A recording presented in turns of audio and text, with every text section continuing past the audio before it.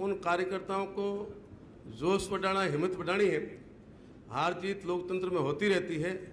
निराशा नहीं रख करके आने वाले 26 अप्रैल को चुनाव आ रहे हैं, आम चुनाव लोकसभा के, उनमें पूरी तैयारी के साथ जुटना है, हिम्मत रखना, हौसला रखना, मजबूती रखनी है।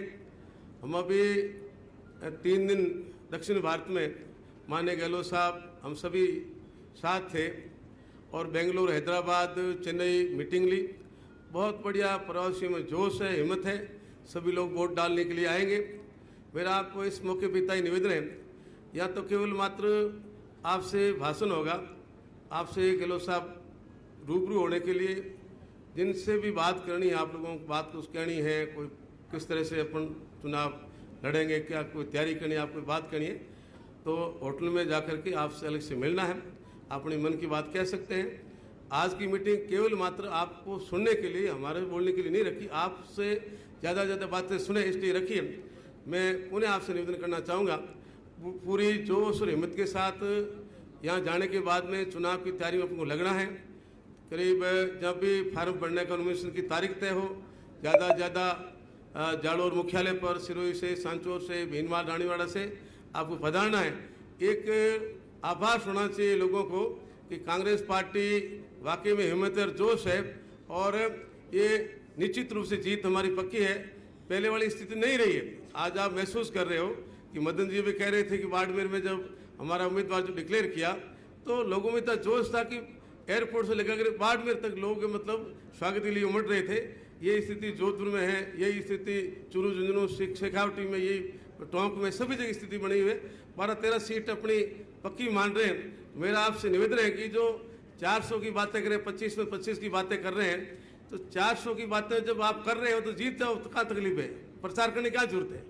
मतलब ये हताश हुए लोग मतलब महसूस कर रहे हैं, अपने महसूस हो रहा है इनको, इनकी हताशा महसूस हो रही है कि हमारी 400 सीटें आ रही है, हमारी 25 सीटें आ रही है। कोई 25 में 25 सीटें नहीं आ रही है। बड़ा जबरदस्त विरोध है बीजेपी के प्रति, क्योंकि नहीं तो मतलब कोई 5 साल में जो जेजेएम के तहत उन्होंने पैसे दिए, तमाम स्कीम जो गहलोत साहब ने मंजूर की, राजस्थान सरकार ने पेमेंट किया, परंतु केंद्र सरकार से पैसे नहीं मिलने की वजह वो योजना भी अटकी हुई पड़ी है। ये विरोध सब जगह उनका हो रहा है। बाकी आप खुद जान रहे हो, चिरंजीवी जैसी महत्वपूर्ण योजना थी, उनको बंद करके आयुष्मान के अंदर डाल दिया। वो भी मतलब पूरे लोग ने होकर के सीमित लोग हैं।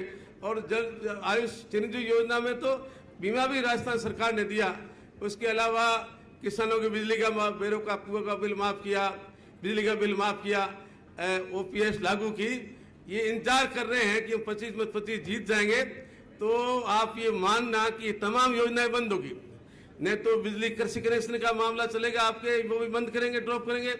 घर कनेक्शन जो 200 यूनिट रखी है वो भी बंद करेंगे, ओपीएस को बंद करेंगे। नई योजना जो है 4 के बाद वो लॉक करेंगे। मेरा आपसे निवेदन है, इनको सबक सिखाना जरूरी है। बिल्कुल कोई कमजोर बात नहीं करनी, हिम्मत रखना, हौसला रखना। बिल्कुल जो काम गहलोत साहब ने किया है, 3 बार मुख्यमंत्री है, 3 बार एक से एक बढ़कर बढ़िया कार्यकाल रहा है। 98 में जब 99 बने थे तो अकाल पड़े थे, अकाल में कितनी मदद गहलोत साहब ने हर गांव में काम खोला और गाँव की बोरी पड़ रही थी। दूसरे कार्यकाल में, तीसरे कार्यकाल में जो हमने मांगा है, चुनाव पार्टी लड़ा, जीते चाहे हारे, जो मांगा गहलोत साहब ने वो सब दिया है। अब एहसान उतारने का मौका अपन का आया है। मेरा आप सभी से निवेदन है, आप यहाँ से गांव जाएं, बिल्कुल जोश मजबूती जा करके, और यही प्रचार करना है कि जीत हमारी पक्की है, ज़्यादा से ज़्यादा वोट डालने हैं। इसी बात को लेकर के आज मीटिंग रखी है।